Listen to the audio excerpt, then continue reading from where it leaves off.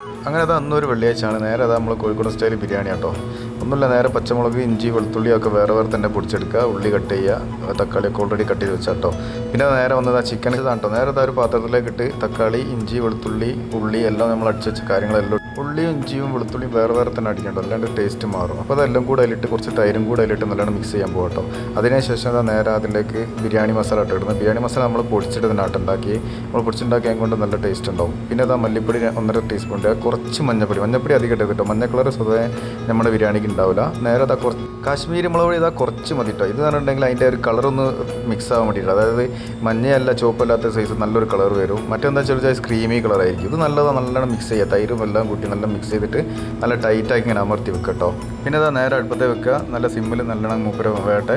അതിനുശേഷം നമ്മളിതാ 2 ഗ്ലാസ് അരി എടുത്തിട്ട് 2 ഗ്ലാസ് അരിക്ക് 3 ഗ്ലാസ് വെള്ളം കേട്ടോ. 1 ഗ്ലാസ് അരിക്ക് 1.5 ഗ്ലാസ് വെള്ളം ഉള്ള അർത്ഥത്തിലാണ് നെയ്ച്ചോറ് ഉണ്ടാക്കുന്നത്. നെയ്ച്ചോറ് ഉണ്ടാക്കാൻ വേണ്ടി ഇതാ അത് കഴിഞ്ഞ ശേഷം എണ്ണ ഒഴിച്ച് അതിലേക്ക് എല്ലാ സ്പൈസും കാര്യങ്ങളൊക്കെ ഇട്ട് അരി ഒന്ന് വറുത്തതിന് ശേഷം കേട്ടോ വെള്ളം ഒഴിക്കുക. അപ്പോൾ നമ്മൾ മസാല നോക്കുന്നുണ്ട്, ടേസ്റ്റ് എന്തെങ്കിലും കുറവുണ്ടെങ്കിൽ കാര്യങ്ങളൊക്കെ ഉണ്ടെങ്കിൽ എന്തെങ്കിലും ആഡ് ചെയ്യും. കുറച്ച് പുതിനയും കറിവേപ്പിലയും കൂടെ ഇട്ടിട്ടുണ്ട് കേട്ടോ.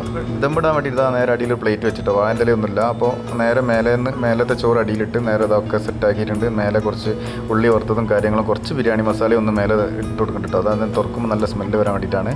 അങ്ങനെ നേരെ നല്ല ചെറിയൊന്ന് ചൂടാക്കുകയും വേണം. ഒന്ന് ചൂടാക്കി ആവി എടുത്ത് അടിപൊളി ടേസ്റ്റ് ആയിട്ടോ.